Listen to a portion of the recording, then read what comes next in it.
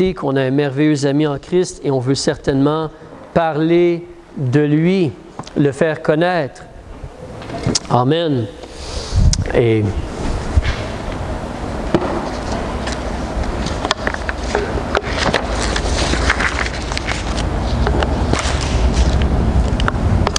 on peut connaître justement le Seigneur Jésus-Christ, comme ça mentionnait, lui qui a quitté le ciel pour venir ici-bas. Il s'est abaissé afin que nous, on puisse être sauvés. Et quand tu regardes dans les écrits de Dieu, il y a des choses ou des gens qui sont comme des représentations ou des types, T-Y-P-E, des types, ou le S à la fin, c'est au pluriel, des types de Christ. Quand tu regardes, comme exemple, dans l'Ancien Testament, on a fait des sacrifices animaux, les agneaux et tout. C'était parce que Jésus-Christ, c'est l'agneau de Dieu qui ôte le péché du monde, qui a versé son sang pour nous. Et il y a un autre exemple aussi, on va regarder cela aujourd'hui. Quand on parle d'être un type, on parle de quelque chose qui est comme une image, un modèle, qui est similaire à Christ. Tu regardes, on sait qu'il y a Jacob. Jacob s'est fait appeler Israël aussi. Est-ce que quelqu'un se rappelle combien de fils Jacob a eu? 12. J'ai entendu 12, merci. Et quelqu'un se rappelle qui était l'avant-dernier fils de Jacob? Joseph? Oui, Joseph. Exactement. Quand tu regardes Joseph et sa vie, il est comme un type ou une représentation de Christ. Parce que, comme Jésus, Joseph, mais c'était un berger. C'était quelqu'un aussi qui était un serviteur envoyé. Son père l'a envoyé pour faire quelque chose.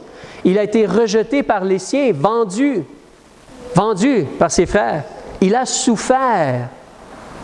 Et en réalité, la deuxième fois qu'ils ont été en Égypte, ils ont reconnu Joseph. Comme quand Jésus va revenir, les Juifs vont le reconnaître et la nation, les Israélites vont se convertir. Un tiers va se convertir, la Bible nous dit. Mais tu as cela, même justement, Joseph a été utilisé par Dieu pour libérer la nation d'Israël. Comme Jésus est utilisé par Dieu pour nous sauver. Alors, Joseph, dans ce sens-là, il est comme un type de Christ. Évidemment, toi et moi, nous ne sommes pas des sauveurs. C'est Jésus le sauveur. On est des messagers, des outils entre les mains de Dieu. Mais un peu comme le frère Hans-Willy ou le frère Jonathan le mentionnait, Dieu veut et Dieu peut t'utiliser pour libérer des gens, pour délivrer des gens, pour délivrer les gens autour de toi. Tu as les clés, tu as le message de l'Évangile. C'est vraiment important, cette réalité est vraiment importante de réaliser, de considérer que hey, je veux être utile à Dieu pour aider à délivrer ceux autour de moi. Et donc ce matin, je veux considérer ou je veux qu'on considère ensemble Joseph et surtout la préparation de Joseph. Il va être utilisé pour libérer son peuple. Mais évidemment, il y a eu une préparation avant. Et on va parler de quelques petites choses, peut-être juste 2, peut-être 3 ce matin, concernant la préparation pour M. Joseph. Si tu veux venir avec moi dans l'histoire de Joseph au chapitre 32, Genèse chapitre 32, si tu veux venir avec moi, on va regarder, lire un peu pour se rappeler. Je pense que vous connaissez bien l'histoire, mais on veut se rappeler, puis on va considérer 2 ou 3 choses ce matin selon le temps. Il fait chaud et tout, donc on veut s'assurer qu'on puisse avoir la nourriture qu'on a besoin pour aujourd'hui, mais pas plus présentement, je pense, dans la sagesse de Dieu. Alors, chapitre 37, on a l'histoire, donc, au verset 2, l'histoire des descendants de Jacob. Joseph, âgé de 17 ans, paissait les troupeaux avec ses frères. C'est un berger. Il était jeune berger auprès des fils de Bila et auprès des fils de Zilpa, femme de son père. Et Joseph rapporta à leur père leur mauvais discours. Or, Israël aimait Joseph plus que tous ses autres fils, car c'était le fils de sa vieillesse. Et il lui fit une robe de diverses couleurs. Mais ses frères, voyant que leur père l'aimait plus que tous ses frères, le haïssaient et ne pouvaient lui parler sans aigreur. Aigreur, c'est comme l'amertume. Tu as un mauvais goût dans la bouche, tu es comme irrité par ce qui se passe, ce que tu vois, et tu réagis de la mauvaise façon. OK? Et je pense que vous êtes capable de réfléchir pour vous-même. Oui, ce n'était pas sage pour son père d'avoir un enfant préféré. Et vous êtes capable de considérer que ses parents lui ont montré cet exemple-là parce que Isaac et Rebecca avaient chacun leur préféré. Ils avaient des jumeaux, tu te rappelles? Et la Bible nous dit clairement que Rebecca préférait Jacob et Isaac préférait Ésaü parce que la venaison était de son goût. Donc, Jacob a appris de ses parents, on a un enfant préféré. Mais lui, il n'en avait pas juste 2, il en avait 12. Donc, mais il avait Joseph comme préféré. Mais surtout, remarquez Joseph, la préparation pour Joseph. Je veux te faire considérer une chose ici. Les frères de Joseph, peut-être que, évidemment, ça n'a pas aidé que leur papa ait un préféré. Parce que tu vois qu'ils ont une mauvaise attitude ici. Ils n'aiment pas leur frère. Ce n'est pas la faute de Joseph si son père l'aime plus. Alors, mais il y a cette situation. Mais l'attitude des frères versus l'attitude de Joseph. Et la première chose que j'aimerais te considérer à réaliser, si tu veux être utile pour libérer les gens, il va falloir qu'on apprenne à dénoncer le mal, à dénoncer ce qui est mauvais. Il va falloir apprendre à faire cela. Dans l'histoire, ici, on te dit que Joseph, il est allé voir son papa, puis lui a dit, les frères parlent mal. Les frères ont des mauvaises paroles.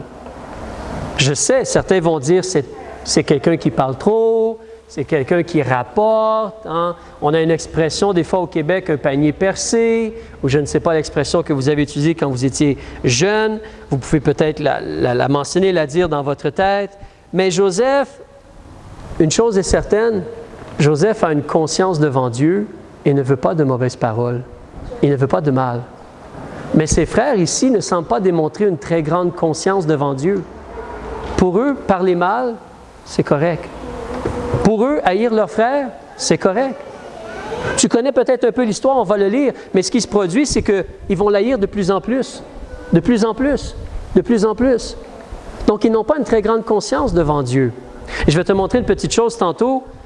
Dieu va agir dans leur vie, puis là, ils vont développer une conscience devant Dieu. Mais à ce moment-ci, Joseph, lui, il dénonce ce qui est mauvais. Il va voir son père, puis il dit, ils ont des mauvaises paroles. Si je veux être utile pour Dieu afin de libérer, délivrer ou voir des gens autour de moi être sauvés, il va falloir que je me lève, que je parle et que je dénonce ce qui est mauvais.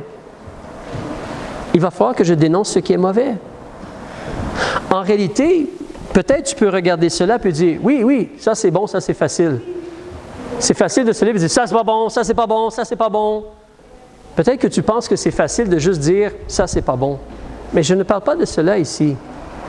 En réalité, prends un petit exemple si tu veux.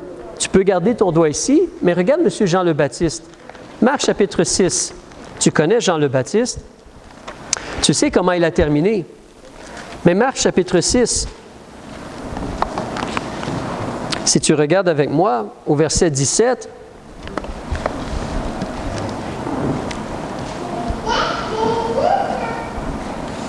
Marc chapitre 6, regarde au verset 17, on nous parle que Hérode, il avait envoyé prendre Jean, le Baptiste, il l'avait fait lier dans la prison à cause d'Hérodias, femme de Philippe, son frère, parce qu'il l'avait épousée. Car Jean disait à Hérode, il ne t'est pas permis d'avoir la femme de ton frère. C'est pourquoi Hérodias lui en voulait et elle désirait de le faire mourir, mais elle ne le pouvait. Tu vois ici ce qui se passe?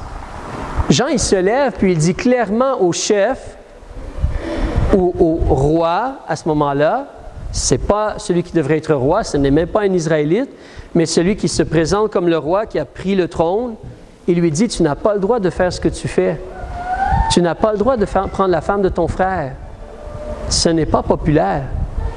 La femme, justement, qui entend cela, qui a le poids, le contrôle, qui porte les pantalons, comme certains disent, elle dit « Hey! Je n'accepte pas cela. » Donc, mets-le en prison. Et finalement, éventuellement, vous pouvez regarder en haut au verset 16, mais vous savez ce qui est arrivé, on lui a fait couper la tête. On a coupé la tête de Jean le Baptiste. Un jour, un pasteur m'a donné une boîte pleine de livres. Il était à la retraite, donc il a dit « Tiens, toi, tu es jeune pasteur, tu peux avoir tous mes livres. » Ah, formidable, intéressant. J'ai passé à travers les livres. J'ai trouvé un livre. Le titre du livre, c'est « Comment prêcher pour te faire enlever la tête ». Comment prêcher pour te faire enlever la tête. En anglais, « How to preach your head off ». Alors, ça parlait de Jean le Baptiste. Il a prêché, il a dénoncé le mal, il s'est fait couper la tête. Ce n'est pas toujours aussi facile qu'on pense de juste dénoncer le mal. Ça va nous placer dans des situations. Pendant qu'on est ici, regardons un peu Jésus. Jean chapitre 8, s'il vous plaît. Jean chapitre 8, verset 24. Quand Jésus parlait à la foule, il leur a dit au verset 24, Jean chapitre 8, verset 24, « C'est pourquoi je vous ai dit que vous mourrez dans vos péchés, car si vous ne croyez pas ce que je suis, vous mourrez dans vos péchés. » Il lui disait donc, « Toi, qui es-tu? » Et Jésus leur dit, « Ce que je vous dis est le commencement, je suis le Messie. J'ai beaucoup de choses à dire de vous et à condamner en vous. Mais celui qui m'a envoyé est véritable, et les choses que j'ai entendues de lui, je les dis dans le monde. » Condamner la populace. Avancez au chapitre 15, s'il vous plaît. Tu te rappelles quand Jésus, sur le point de quitter, quand il parlait avec ses disciples, surtout les 12, comment il les a avertis? Jean chapitre 15, verset 20.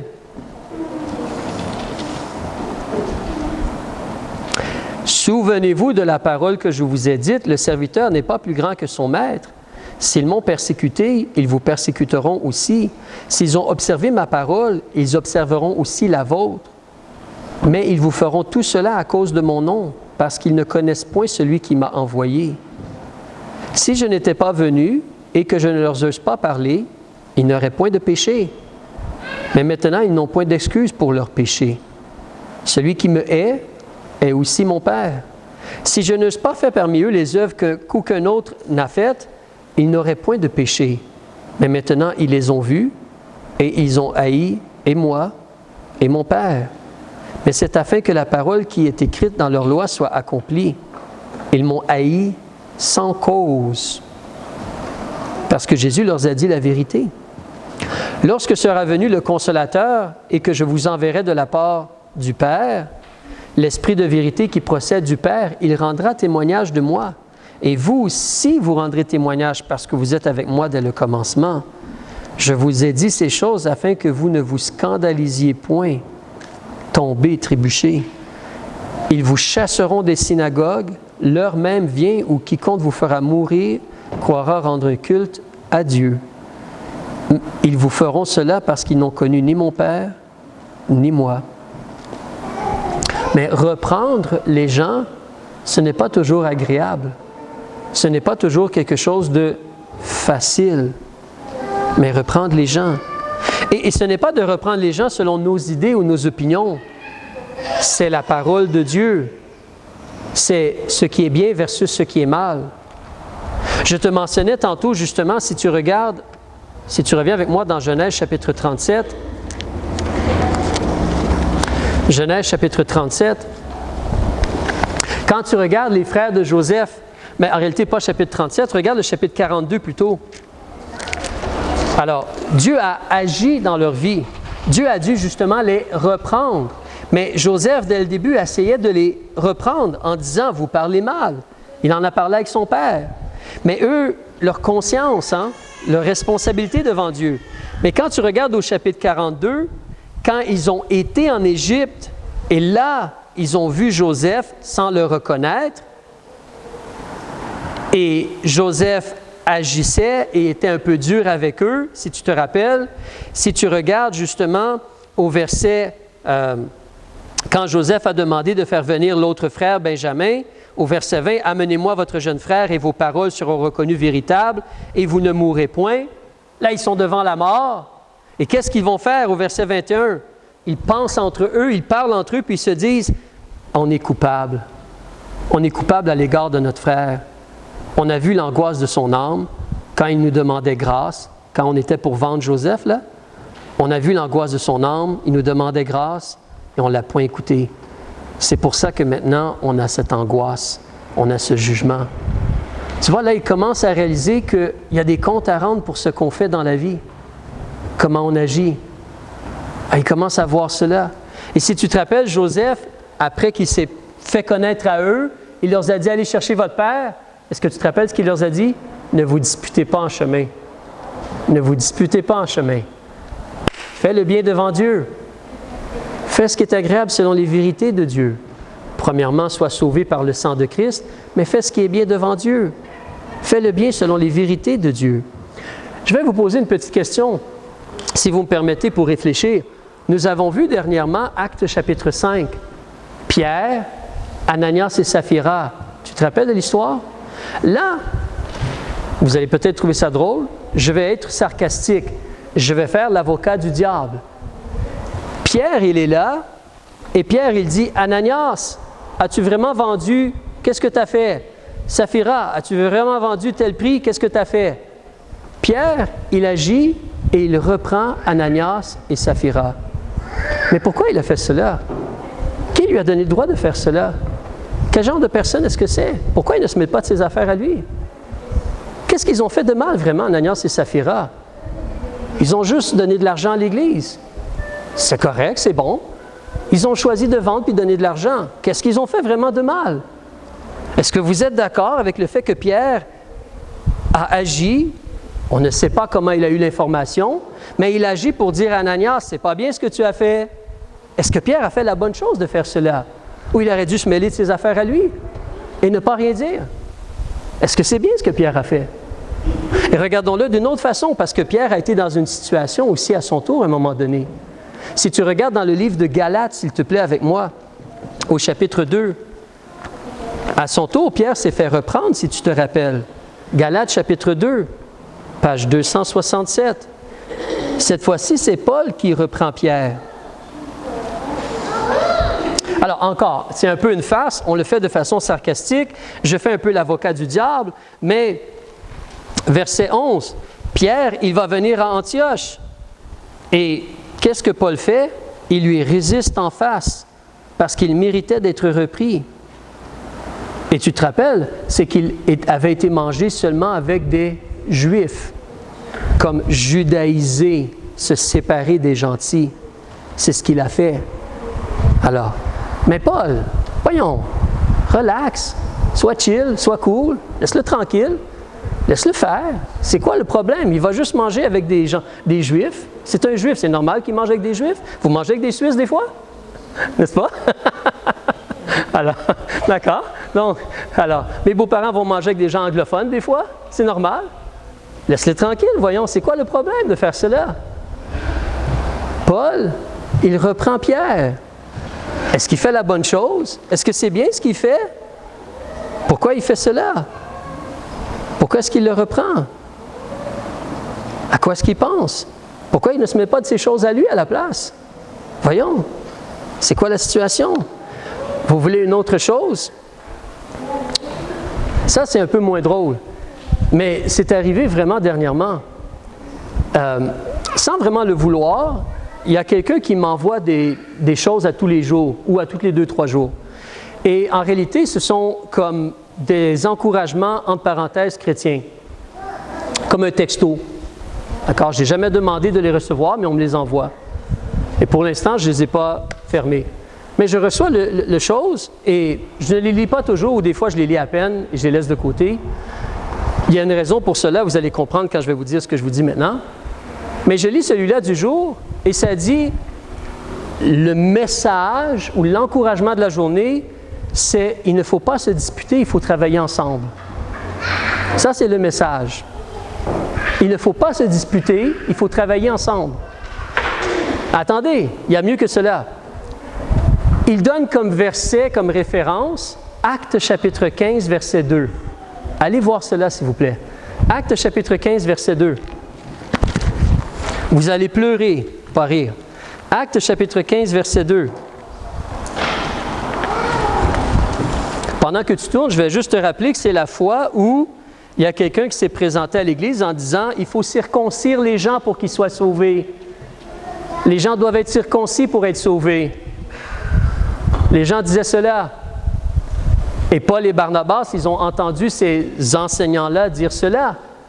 Donc au verset 2, tu peux voir au verset 1, quelques personnes venues de Judée enseignaient les frères en disant « Si vous n'êtes circoncis, selon l'usage de Moïse, vous ne pouvez être sauvés. » Une grande contestation et une dispute s'étant donc élevée entre Paul et Barnabas et eux.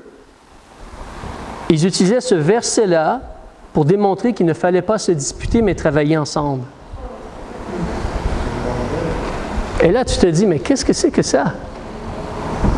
Si Paul et Barnabas ne se disputent pas, c'est la fausse doctrine qui va entrer dans l'Église, c'est le mensonge que tu dois être circoncis pour être sauvé. C'est ça qui va rentrer parmi les croyants, les disciples. Si Paul et Barnabas ne disent pas « Wow, un instant, ça, c'est pas la vérité des évangiles. » Et ce site chrétien-là envoyait cette information-là aux chrétiens. « Hey, il ne faut pas se disputer, il faut travailler ensemble. » Regarde Actes chapitre 15, verset 2. Tu te dis « Mais qu'est-ce qu'ils font? Qu'est-ce qu'ils sont en train de faire? » Je ne sais pas. Est-ce qu'ils ont envoyé, puis « Oh, je me suis trompé par la suite? » Peut-être, je ne sais pas. Mais quand tu regardes cela ici aussi, est-ce que Paul et Barnabas, ici, c'est normal qu'ils dénoncent ce qui est mauvais? Est-ce que c'est la bonne chose à faire? Pour le bien des gens, pour la gloire de Dieu, te dire, « Hey, non, un instant, ça, c'est pas la vérité selon les évangiles. C'est pas la vérité selon les paroles de Dieu, ça. On ne peut pas faire cela, on ne peut pas accepter cela. C'est complètement faux. » Alors, en réalité, si on veut aider les gens pour qu'ils soient menés vers Christ, il va falloir être prêt à dénoncer ce qui est faux et mauvais et péché. Il faut que les gens réalisent qu'ils sont perdus pour vouloir être sauvés. Il faut que les gens réalisent et reconnaissent que le péché nous sépare de Dieu et nous mène vers un jugement. Mais ça, c'est la première chose que j'aimerais qu'on reconnaisse. Si on veut être préparé pour pouvoir aider à sauver des gens ou mener des gens vers Christ, il faut dénoncer le mal. Il faut dénoncer ce qui est mauvais. Oui, il faut le faire de la bonne façon. On se soucie des gens, on veut le meilleur pour les gens, on le fait de la façon appropriée par l'aide de l'Esprit de Dieu, mais il faut dénoncer ce qui est mauvais. La deuxième chose, si on revient vraiment dans Genèse 37 cette fois-ci, la deuxième chose, comme je dis, peut-être on va avoir juste deux aujourd'hui. On va voir, selon le temps et tout. Mais Genèse chapitre 37. N'oublie pas, tu vois une énorme différence entre les frères de Joseph et Joseph lui-même, qui veut dénoncer le mal, et eux qui n'ont aucune conscience devant Dieu. Si tu continues au chapitre 37, nous avions arrêté au verset 4. Regarde au verset 5. « Et Joseph eut un songe et le fit connaître à ses frères. » Et là, ils vont le haïr encore plus. Il leur dit donc, « Écoutez, je vous prie ce songe que j'ai eu. Voici, nous étions alliés des gerbes au milieu des champs, et voici ma gerbe se leva et se tint debout, et voici vos gerbes l'environnèrent, et se prosternèrent devant ma gerbe. Alors ses frères lui dirent, « Régnerais-tu donc sur nous? Ou nous gouvernerais-tu? » Et ils le haïrent encore plus pour ses songes et pour ses paroles. Il eut encore un autre songe et le raconta à ses frères et dit, « Voici, j'ai eu encore un songe, et voici le soleil et la lune et 11 étoiles se prosterna devant moi. » Et il le raconta à son père et à ses frères. Mais son père le reprit et lui dit, « Que veut dire ce songe que tu as eu? Faudrait-il que nous venions, moi et ta mère et tes frères nous prosterner en terre devant toi. Et ses frères furent jaloux de lui. Mais son père, il a retenu ces choses. Voici le deuxième encouragement à considérer. Si nous voulons être utiles pour aider afin que des gens soient sauvés, il va falloir pas seulement apprendre à dénoncer le mal, mais il va falloir apprendre à recevoir, accepter et partager les paroles de Dieu. Les paroles de Dieu. Comprenons-nous bien, ici le livre, la Bible là, n'est pas écrite dans ce temps-là. Hein? Il n'y a aucun livre de la Bible qui est écrit dans le temps de Joseph. Est-ce qu'il y a eu des prophètes avant? Oui, dans le sens que Abel était un prophète. Dieu a révélé qu'on fait des sacrifices animaux. Abraham est considéré un prophète, mais il n'y a pas d'écrit de Dieu encore. Et donc Dieu se révèle à Abraham, il est allé vers lui pour lui parler. Et là, ici, Dieu utilise des songes. Donc en réalité, ça, c'est comme les paroles de Dieu, ce que Joseph a reçu et essaie de partager avec ses frères. Ce sont des révélations de Dieu. Nous ne sommes plus à ce moment-là. Ce n'est pas les rêves maintenant. Les paroles de Dieu sont toutes là. Mais lui, dans son temps, c'est différent. Et donc ça, c'est parce que nous connaissons ça, ce qu'il a vu en rêve va se produire. Il va aller en Égypte, il va devenir le souverain et ses frères et son père et sa mère vont s'agenouiller devant lui. Donc, c'est la révélation que Dieu donne concernant ces vérités. Ici. Et Joseph accepte cela. Son père garde ça dans sa tête. Ça nous dit que son père, il a retenu ces choses. Il ne comprend pas tout pour l'instant, mais il ne les rejette pas. Tandis que les autres gens, qu'est-ce qu'ils font? Ils vont l'haïr à cause des paroles. Ils ne veulent pas les paroles de Dieu. Ils ne veulent pas ce que Dieu essaie de révéler. Ils ne veulent pas cela. Alors, il y a quelque chose d'intéressant. Avance avec moi dans le livre de Genèse, au chapitre 41. Est-ce que tu te rappelles un peu la vie de Joseph? Il va se faire, si vous voulez, je ne sais pas si je devrais dire cela, mais j'ai un enfant qui s'appelle Joseph. C'est le plus jeune. Mais il réfléchit beaucoup. Et donc, à un certain moment donné, chez moi, on a creusé un trou dans le sol pour installer un panier de basketball. Donc, on doit creuser 3-4 pieds, puis ensuite on descend, puis on a creusé avec une pelle à main. D'accord? Donc, on fait une certaine grosseur. Et le petit Joseph, peut-être 3 ou 4 ans, il s'approche, puis il voit ses frères en train de creuser un trou dans le sol. Il voit ses frères en train de creuser un trou dans le sol. Et là, c'est comme, moi, je m'appelle Joseph. Mes frères creusent un trou dans le sol. Et un de ses frères dit, oui, on creuse un trou dans le sol pour toi, Joseph. Alors, je suis intervenu comme un papa, et j'ai dit, non, c'est pas pour toi, inquiète pas. mais on connaît l'histoire. Joseph, il s'est fait donc vendre en Égypte. Est-ce que tu te rappelles, Joseph a même interprété des rêves en Égypte.